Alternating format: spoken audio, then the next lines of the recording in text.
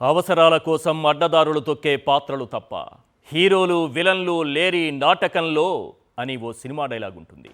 అది సినిమా డైలాగే కావచ్చు, కానీ 30 ఏళ్ల క్రితం తెలుగు రాజకీయాలను ఓ కుదిపేసిన వెన్నుపోటు పాలిటిక్స్కు ఈ డైలాగ్ దృశ్య రూపాన్నిచ్చింది. ఆ డైలాగ్ నారా చంద్రబాబు నాయుడు అనే రాజకీయ నాయకుడి జీవితాన్ని ప్రతిబింబిస్తుంది. రాజకీయ అవసరాల కోసం, పదవుల కోసం ఎన్ని అడ్డదారులైనా తొక్కవచ్చన్నది చంద్రబాబు చెప్పే రాజనీతి సూత్రం. అడ్డదారి పదవి కోసం ఔరంగజేబు నీతి, మామను ముంచిన నాయకుడిగా ఖ్యాతి, వెన్నుపోటుకు పేటెంట్లో విశ్వవిఖ్యాతి. 30 ఏళ్ల చంద్రబాబు కెరీర్ గురించి 3 ముక్కల్లో చెప్పాలంటే ఇంతే. రామోజీ అండతో ఎన్టీఆర్ వ్యక్తిత్వ హననం, నందమూరి వారసుల అసమర్థతే అతని ఆయుధం. 1995లో ఎన్టీ రామారావును వెన్నుపోటు పొడిచి చంద్రబాబు సీఎం అయ్యారు. ఆ వెన్నుపోటు నొప్పితో ఎన్టీఆర్ నోటి నుంచి వచ్చిన ప్రతి మాట ఇప్పటికీ ప్రతి తెలుగు వారికి గుర్తుంది. ఈ వెన్నుపోటు జరిగింది నాకొక్కడికి మాత్రమే కాదు, ప్రజలకు, మీకు, మీరు వేసిన ఓటుకు, మీరు నమ్మిన ప్రజాస్వామ్యానికి, మీరు విశ్వసించిన ఆశయాలకు, ఆదర్శాలకు ఇది వెన్నుపోటు. ఇది సిగ్గుచేటు, క్షమించరాని నేరం. ఇది నేనన్న మాటలు కాదు, స్వయంగా చంద్రబాబుకు మామ, తెలుగుదేశం పార్టీని స్థాపించిన ఎన్టీఆర్ అన్న మాటలవి. సెప్టెంబర్ 1న వెన్నుపోటు పొడిచిన తరువాత చంద్రబాబు సీఎం అయ్యారు. ఇదే రోజున నేటికి 30 ఏళ్ళు. నమ్మకం మీద, విశ్వాసం మీద చంద్రబాబు కొట్టిన దెబ్బకు 30 ఏళ్ళు. కుట్రలు కుతంత్రాలతో సాగించిన వెన్నుపోటుకు సరిగ్గా 30 ఏళ్ళు. పిల్లనిచ్చిన మామనే మానసికంగా హింసించి అడ్డదారిలో అధికారాన్ని చేజిక్కించుకుని సరిగ్గా 30 ఏళ్ళు. ఆనాటి ఎన్టీఆర్ ఆవేదన ఒక్కసారి మననం చేసుకుందాం. చంద్రబాబు ఏంటో, అతని రాజకీయ విధానాలేంటో, అతని వెన్నుపోటు కుట్రలేంటో ఎన్టీఆర్ మాటల్లోనే విందాం.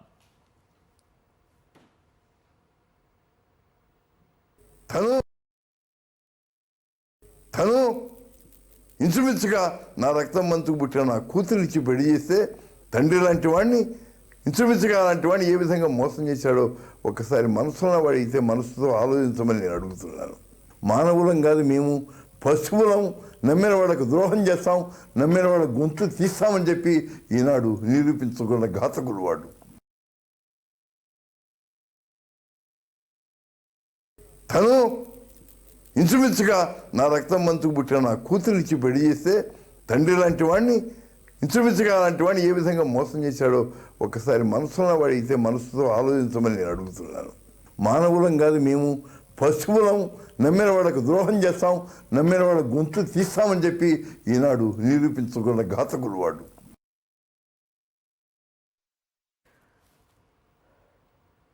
చంద్రబాబు పేరు వినగానే వెన్నుపోటుకు పేటెంట్ అని చాలామంది అనుకుంటారు. కానీ కేవలం వెన్నుపోటునే నమ్ముకుంటే ఆయన ఈ స్థాయిలో ఉండేవారు కాదు. ఆయన విజన్ చాలా పెద్దది. ఆ విజన్లో అనేక డివిజన్లు ఉన్నాయి. అందులో ఉన్న ఓ 10 లక్షణాలే ఆయన్ను ఈరోజు ఈ స్థాయిలో నిలబెట్టాయి. పచ్చ పార్టీ 10 కాలాల పాటు పచ్చగా వర్ధిల్లుతోందంటే ఈ 10 లక్షణాలే కారణం. ఆ లక్షణాలేంటో ఒక్కసారి మనం స్క్రీన్ పైన చూద్దాం.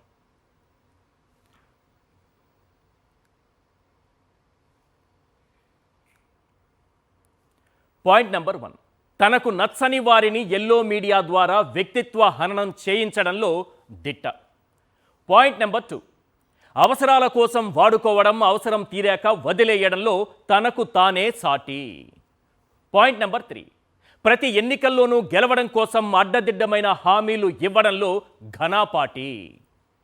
పాయింట్ నెంబర్ 4, గెలిచాక హామీలు నెరవేర్చకుండా అబద్ధాలు చెప్పి ప్రజలను నిలువున మోసం చేయటంలో టక్కరి.